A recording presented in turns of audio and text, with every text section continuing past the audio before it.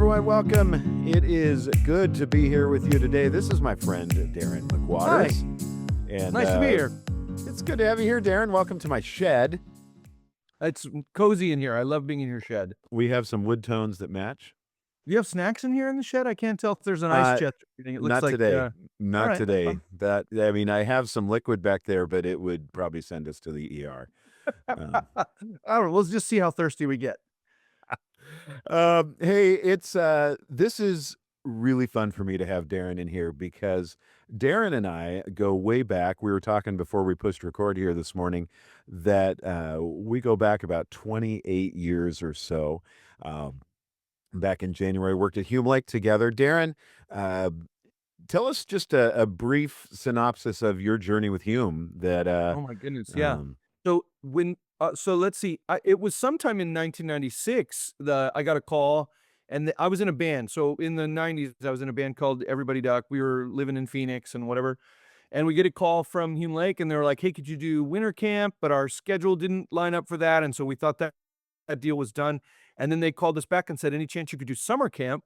And we only had like 1 week that we had booked, and they said they'd let us have that week off. So I ended up, when I met you the first time, Cliff, was when I went up to plan summer with you guys, like all the Hume regulars and whatever. I went up in the winter. My first time on site at Hume Lake was winter of 97, like January 97. And that was like a brainstorming meeting. We sat back in the old snack shop before it had been renovated. And I didn't even really get a good sense of what Hume was like, because it's pretty dark the whole time I was there, kind of stormy and snow and whatever. But then I went back really excited, told the band, like, this is going to be awesome. And then we came up later. So we ended up leading worship at Hume summer of 97, 98, 99, and 2000. I came on full-time staff in 2000. I started teaching for camps in 98. So that was pretty quick. And then was on full-time staff as the director of the Joshua Institute for 6 years. And then I was a youth ministries manager for a little bit and a program director for a little bit, and left in 09 and moved to LA. And Long Beach, LA, and then I've been in pastoral ministry since then. Thus, you've got a Dodgers jacket on today and a hat. It's opening day, baby. Yes, it is. I had to represent. I love it. Actually, when the podcast comes out, or when the show comes out, it will not be opening day anymore, but we're recording on opening day. On Thursday. That's right. Thursday the 27th. So that'll mess some people up when they think about it. That'd be good. That's why I'm repping the Dodgers, because I'm an LA guy.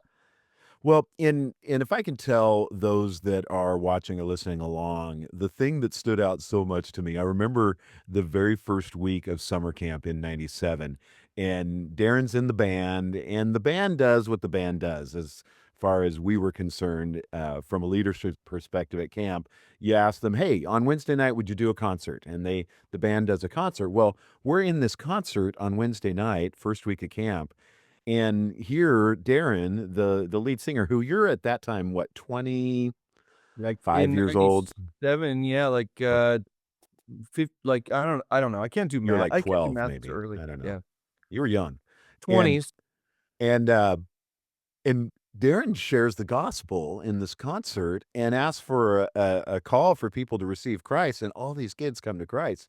And the thing that stands out to me so much is we're in a meeting at some point during that summer with one of the camp speakers who says, hey, it's my job to share the gospel, not the band guy.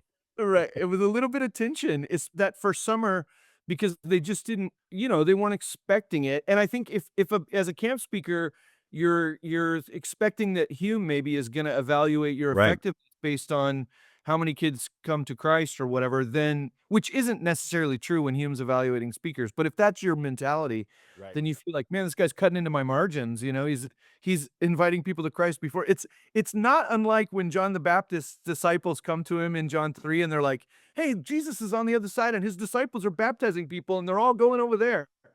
So I had several conversations with speakers in those first 2 years, really, who were like, hey, why don't you leave the teaching to me, and why don't you stick to singing or whatever, A little tricky. At that point, as leadership at the camp, we said, well, maybe we should bring Darin in as a speaker as well. Yeah. So, Which it's kind of crazy too. I had not done any like formal teaching without the band. I do teaching in the concerts or whatever, kind of little like setups for songs and then a gospel message or whatever. Yeah. But it was kinda crazy that, my first experience teaching to a crowd of students was in Ponderosa Chapel in winter of '98. It was kinda like it's sorta crazy that that was my first go at that. You guys took a nice risk on me, which was nice. And then it's funny now because when I go to Hume Lake, it kind of feels like home field. Like I get Right. maybe it's how the Dodgers feel when they play at Dodger Stadium. Like I step into Ponderosa Chapel and I'm like, oh yeah, this feels like a home space to me, which is nice. Yeah. So Yeah, no, I know exactly what you're talking about, and I drive around the corner pulling into camp, and it's like, "Yep, we're back home." yeah, And yeah. Yeah, maybe it'll just always be like that, but it's funny because you know as well as I do, like, staff changes and some of what yeah. we love about the time we spent on staff at Hume is the people. It's really more the people than anything else, and the people change, but there is something really beautiful about the space. So when I'm there, I both feel the warmth and excitement about that being in that place, but I also feel nostalgia for relationships, including you and your wife, and, that a period of time in which we lived at Hume 9 years, all our kids were born during that time, and, it was just Yeah. like it was a great formative time, but we also just had, like, a really cool staff, it was, like, a Right. great season. It was a great community, and I think the thing that stood out to me the most in all of that is there always was a shared sense of direction, that we were all going the same direction, and everybody was in it. Everybody had buy-in, and because of that, people sacrificed Yep, their time, their talents. There yep. weren't many treasures, but, I still remember you have all these people who are coming together, they get the common vision, and we're going there together, and which makes it hard to leave Right. at some point along the way, and, but you eventually did, and it took me a little while after you did to get the picture at the same time, but Yep. you went from Hume and you went into church ministry, so if you don't mind, I didn't prompt you ahead of time about Yeah, this, that's but okay. what was that transition like going from here you are, first you're a band guy, then you start becoming a camp speaker, then you're leading a discipleship program at the camp for college students, and then you become a pastor. Yeah. And I remember sitting down with you and Brent Eldridge or, talking about Brent Eldridge a few years ago and how he kinda walked you into that. So Yeah. and Brent was our speaker at our men's conference a couple years ago. So Oh, some that's of the cool. guys that come to our men's conference will know No, who we're no, talking about here. yeah, the trajectory on that was really interesting because I had done things adjacent to church ministry, but never church ministry, right? So, as I'm leaving Hume in '09, I had this sense that I wanted to serve in a church. I'd been teaching pretty regular at the Hume Church, which was just like almost like a glorified Bible study, like our small gathering of staff on Sunday nights. I'd been doing regular teaching there. Um, so I understood that part to some degree, but really all the other pastoral ministry stuff, like the funerals and hospital visits and elder meetings and like all of the ins and outs, which you and I both know really well now. In '09, I didn't know any of that. And so I was getting offers from churches that wanted to hire me, but the only part of the job I really knew was the teaching part. And then there were some things that were equitable from a like, well, I'd managed budgets and I'd done some of those things with help, but going into like nod to Cliff Carey, I'd So managed some budgets. really Yeah. good help too, and Yeah, it's what no, I'm really good still help. doing. Really good help. So it was nice because Brent Eldridge reached out to me at Arbor Road Church or First Baptist Lakewood at the time and said, "Hey, why don't you come here? We know what you know, and we also know what you don't know. So you're not going to have to fake it till you make it. You can come in and we'll teach you how to do hospital visits and we'll teach you how to do elder meetings and we'll teach you how to plan a teaching schedule or manage a staff or whatever." Like there were all of these real practical pastoral things that Brent just kind of took me under the shoulder. And it was the kind of thing where he would call me sometimes at like 2 once I moved there, he would call me at like 2 in the morning and go, "Hey, we just had someone from our church who, got into a car accident and I'm going to the hospital, like, get your clothes on, we're gonna go together." And he'd take me with him and I get to just watch him be with families in the hospital or whatever. And so even now, like a lot of my pastoral approach is shaped by that like practical insight. So I was at Arbor Road there with him for a while, and his mindset too was like, "Man, we'd love it if you'd stay here forever, or maybe we're preparing you for something else." And so then in 2016, I was approached here at Fullerton, and then I came to be the lead shepherd here at Fullerton Free in 2017, which isn't far from Arbor Road. I can still connect with Brent, but yeah, it was actually it was kinda scary, that transition, to go back to your original question, because I knew that there were big gaps in my, practical, functional knowledge, you know? So it was nice to go into a place where I felt like I didn't have to pretend. I could just sort of raise my hand and be like, "I don't know how to do that." Like, "What do I Right. do? Like, how does it work?" And he's a great teacher trainer, like, great disciple maker. Like, working with Brent was a really safe space to learn all those things. Well, now you're at, Fullerton Free Church, which when I was Yeah. going to Biola was known as the First Evangelical Free Church of Fullerton, and That's if I still on my paychecks, by the way, so okay, alright, so it's still okay. Um, but there was, as a Biola student, that was what we called Swindoll's church, yeah, yeah. and so Chuck Swindoll was senior pastor back then, huge legacy, That also is still on my paychecks, by the way. It's in the, subject line. It says First Evangelical Free Church of Fullerton, and then under that, in quotes, it says Swindoll's Church. It's formerly fine. known as, Yeah, um, doing business, doing DBA, DBA. Swindoll's Church. So, it's actually one of his daughters went to Biola with me, that was kinda fun, Oh, that's cool. but, and we could boy, to pick apart the transformation of that church over many years after Swindoll left is a whole 'nother story for a different day. Yeah. Um, but how was that for you going into a church that had a long legacy? You're walking in there, I believe, maybe as their first ever pastor without a master's degree at the time, Correct. with Yeah, I was actually shocked. I was with gonna say I was board shocked members, that in right? their job description, they didn't require that, you know? Right, and they have board members that are, like, on the Biola board and or professors at Biola, things like that, like, it's Yeah. I would be completely intimidated by it, but several years ago, you told me the story of how that all played out, but what was Yeah. that like for you? It was intimidating, I mean, I think it comes down to then and now, Cliff, it comes down to a sense of calling. Mm. This job doesn't me and this job doesn't really make sense, and there are lots of people who attend this church who would tell you even 8 years in, it still doesn't make sense, But but it's working. it yeah, I mean, depends on Yeah. what you mean by that, but yeah. But yes, it is, and I'm growing and, whatever. I think for us, there were all kinds of reasons on paper why it didn't make sense. I hadn't, I don't have an MDiv, like, I'd only been in pastoral ministry for a short period of time relatively, but I think at the time, the church was looking for a little bit of a reset, and to be honest, I think that's kinda what the church needed and still needs in some ways.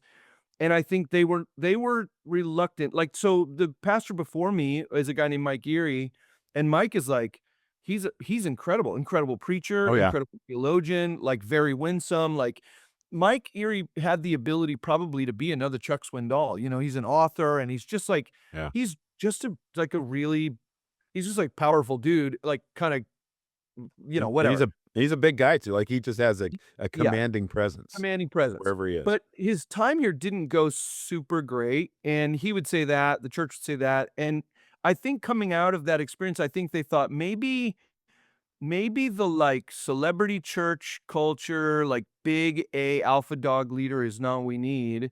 Maybe we need something that's a little bit out of the box, and I'm outside the box for Yes. sure. So when they started walking the path with me, I was just very honest. Shannon, my wife, and I were both just like, here's who we are. This is what we bring. This is what we do well. This is what we know. This is what we don't know. I didn't try and like spruce myself up to win the job. I just was very direct and honest. And then we ended up make clearing all the hurdles and getting the job. And so we looked at it and went like, "Okay, clearly God was in this. Yeah. Like, there's no way I get this job if God doesn't do that." And if God has called me, then while I Right. still feel intimidated and I still feel out of my depth and there's a little bit of imposter syndrome or whatever, there is also a sense of like, I think sort of the resolve even of like a Daniel or a Shadrach, Meshach, and Abednego who go like, we don't have it all figured out, but what we do know we're gonna try to do, and that's kind of been my approach here is like, be myself, and to be honest, there's been lots of people who don't like this and would rather have an alpha dog, kind of celebrity pastor. But yes, we are healthy and here have been challenging and fun and I'm growing. The church is in a really cool space now and it's been fun. But there are still moments where I feel intimidated by the shadow of Chuck Swindoll Sure. or Mike Erie or whoever for sure. Well, and I'll drop in some commentary here for a second. I think you stepped into a situation where a church needed a reset and have helped give it that. And what I would say, I have a number of people that I know that attend Fullerton Free Church right now, and they couldn't speak more highly of how things are going. That's cool. So there's something really good happening there.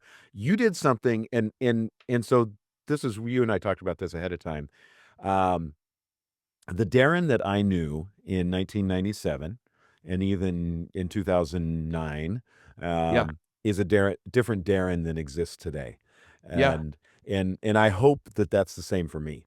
Like um, I know many people tell my wife that Cliff is a very different person than he was before you helped God used you to transform him. Yeah. Um, Our wives but make a big difference, that's for sure. yeah, so what, and I don't even know how to talk about this, but let's just talk for a minute about, like, how does God transform us over the long haul, and how have you seen that happen in your own life? And I'll say let me start with one thing. Yeah. Something you did when you started at Fullerton was you went and you visited pretty much, like, all the classes that had the older people in 'em Right. and made friends with them. I knowing you in 1997, I never would have imagined you to do something like that. Yeah.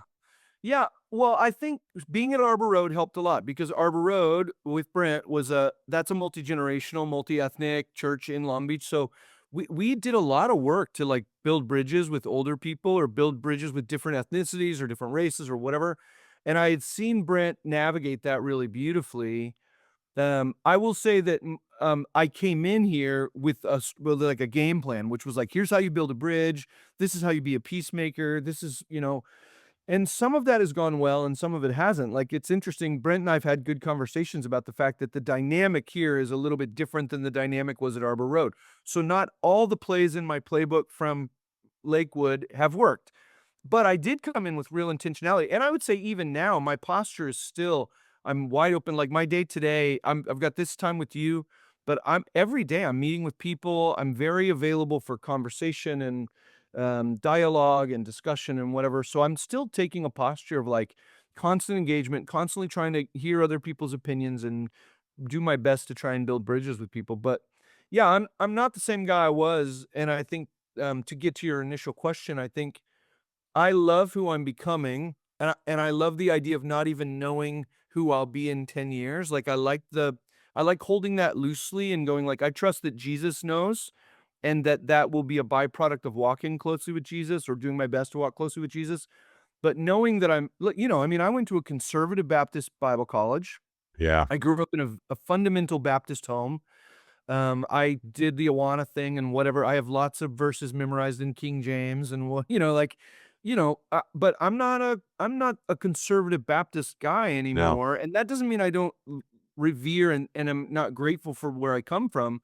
But there are certain things that the conservative Baptists taught me were fact that I've gone back and looked and said like, oh, well, this is their interpretation of a few Right. texts.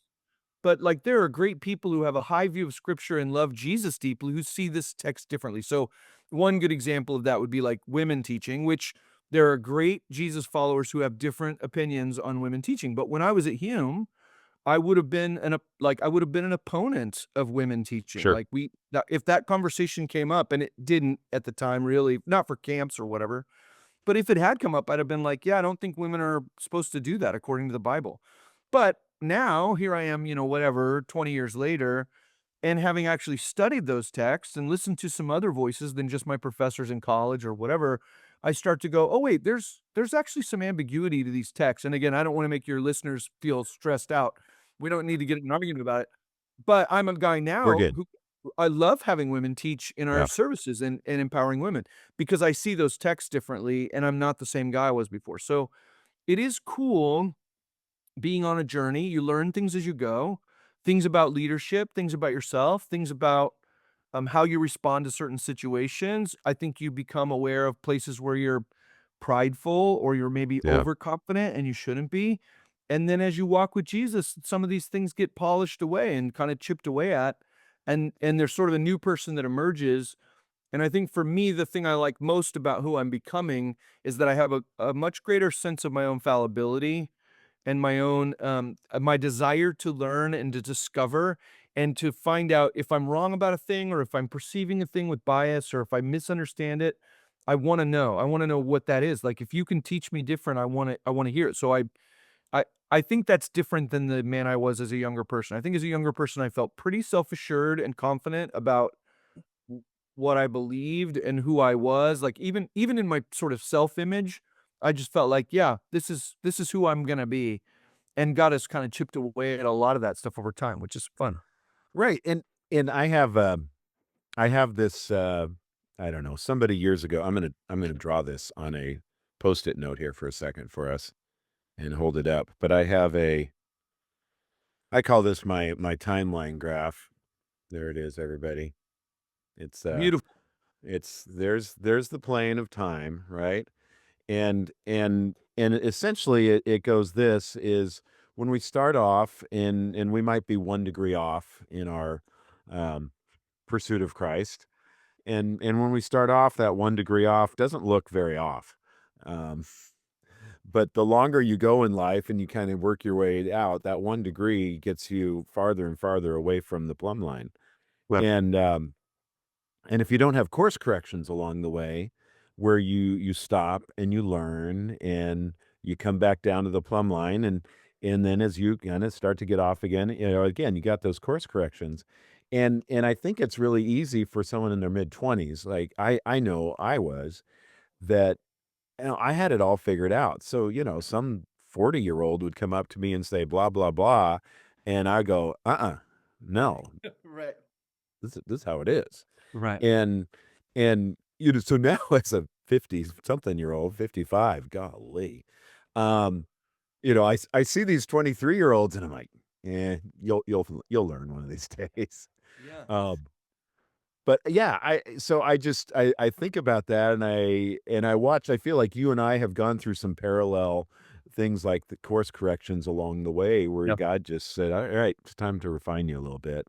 Yeah. And it's just really cool what I got to see on the other side.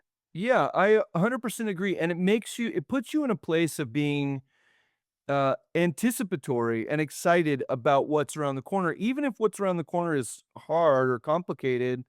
You go like, "Well, it's gonna make me a better guy. It's gonna make me Yeah. more like Jesus. It's going to give me a different perspective.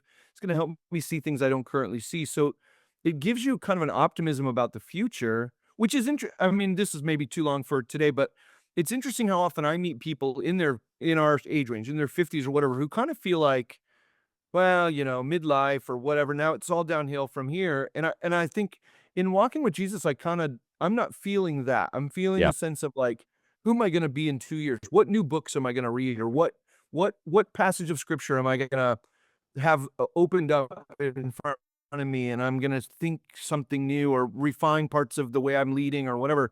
There's an excitement um, about, like, growing, I guess, I don't know. And I think Yeah. when you're in your 20s or whatever and you feel like you've got it all figured out, that's not a thing you really feel. You mostly feel like, "Well, I'm excited about who I'm gonna marry or what I'm gonna do for a job or where am I gonna live," but you're not really thinking about, like, "Oh, man, I've got this pathway in front of me that's gonna have all kinds of twists and turns, and who am I gonna be? Like, how am I gonna talk, and what am I gonna care about," down the road, and that stuff does change over time, which is interesting. Could talk about this all day long. I have an 80-year-old friend in our church who I look up to in a big way, but one of the reasons I look up to this guy is a couple of years ago, he broke during a service, and God Cool. just got a hold of him and convicted him in this one area in his life and his marriage, and, he turns to his wife and, like, repents to her, of I this love it. area in their marriage and then starts talking about it. And she comes up to me in tears and I just went, if he can be transformed like that at the age of 78 and allow God to be Right. the spirit to be alive and moving, like that's who I want to be. Right.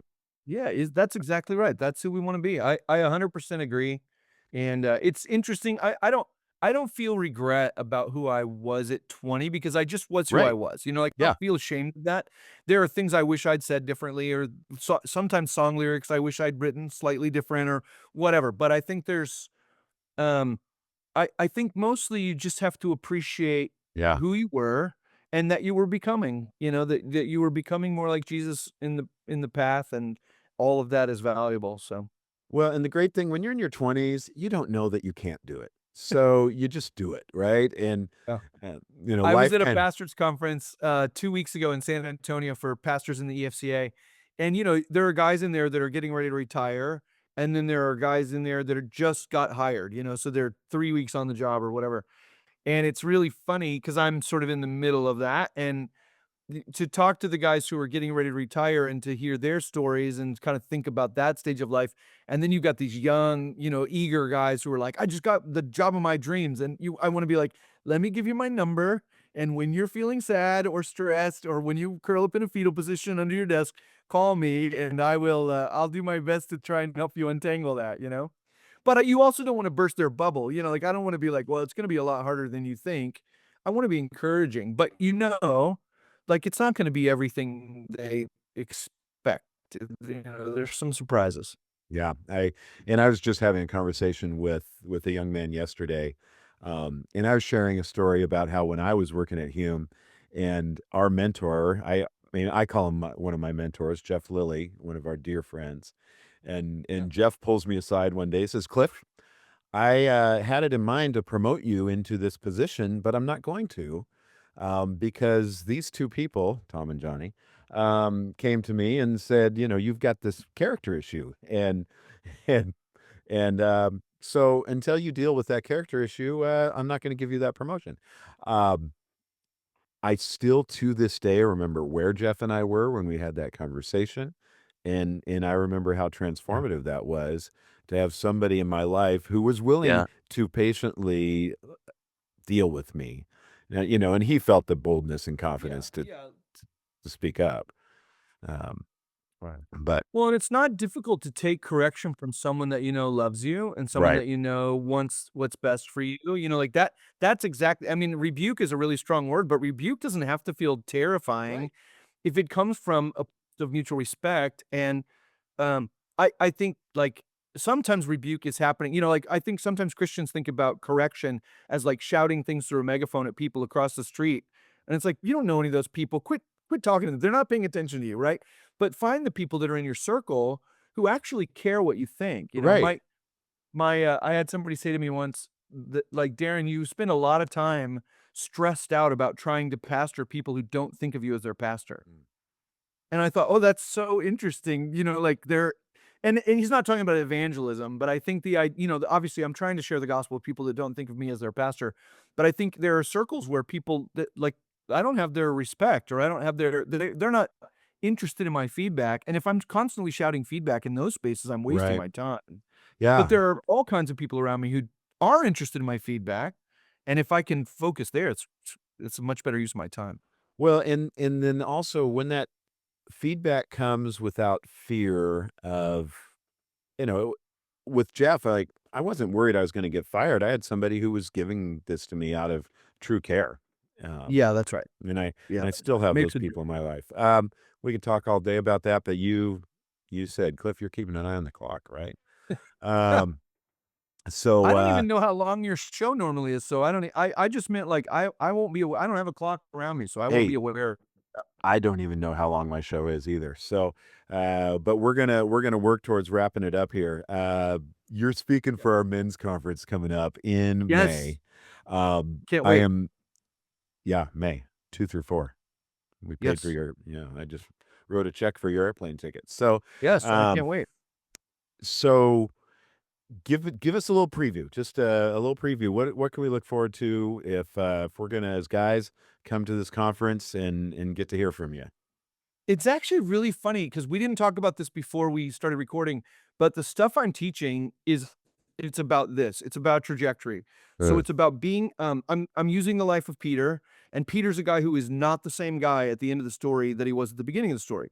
Peter is a guy who, in fact, you can see evidence of lessons he learned later in his life and in his writing, and then you can go back and be like, "Oh, he learned that right here." You can see where he learned it. He learned that lesson here, and he became a different guy through this interaction with Jesus, and then you see it reflected in the way he mentors other people or the way he disciples or the way he shapes the early church, like, so my I can't wait to be there, but my messages are centered around the life of Peter, and they really are sort of giving the perspective of, like, um, it's okay to be holding your plans loosely and trusting that God's plan is better, and that where you'll be at the end of this journey is better than where you start, but that might require some, some tangles and some rough patches and some pain along the way. That's certainly true for him, and I actually think the teaching's gonna be really fun, so I love it. I spent a year, you know how Jeff used to do, spend a year studying the book of Jude? yeah. I spent a year in First Peter one time, Ooh, that's and cool. it was really cool, but one of my obviously, we named our son Peter, and that was, very well, between Peter in the Bible and Peter Hansen, but that's a whole 'nother story. Um That's funny. Peter Hansen told basically, Peter Hansen was a model that for us that said, "Hey, there's a Peter out there that's really cool." He's a great dude, that's a fact. Yeah. If Yeah. Peter, if you're watching, props Yes. to you. Hello to Peter. Um, oh, man, I just got myself distracted. I'm really excited about that. Darin, men's conference. This is, boy, I I've hosted a number of men's conferences over the years, especially up at Hume.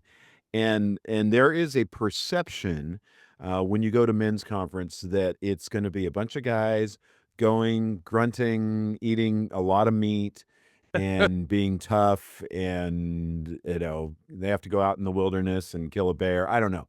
Right. Um, tell me about your approach, uh, Yeah. as, Well, it's funny because I'm that isn't exactly my vibe, so I'm not necessarily a bang the drum and put on the war paint kind of a men's retreat guy. I'm into, music and art and that sort of thing, but I think my approach is to say I think there are universal things that men are dealing with and universal things that followers of Jesus are dealing with.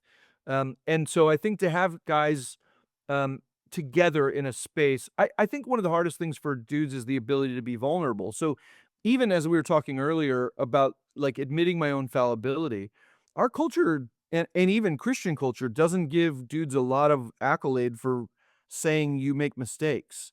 We tend to applaud people who show confidence and show like they've got it all together and that, whatever. And I think we live with sort of the duality of I know I don't have it all together, but I'm forced to sort of pretend like I do. And I'm not saying everybody at the men's retreat will be able to take that mask off, but I do think the nice thing about being in a men's retreat is there's maybe a little less to prove. And you're in a space with guys who are dealing with the same things you're dealing with for the most part. So the invitation to go, hey, can we just shoot straight with each other and deal with the fact that like we're figuring it out. We're doing our best most of the time, but we're figuring it out as we go. And are there some tools and strategies and tips and things we can do to help us be tighter together, to be more connected to one another? We're not meant to walk the path by ourselves, So what does building community look like? That's not just for the sake of the weekend, but that's for the sake of then these guys going back to their churches, and having the opportunity to walk together, in the long run.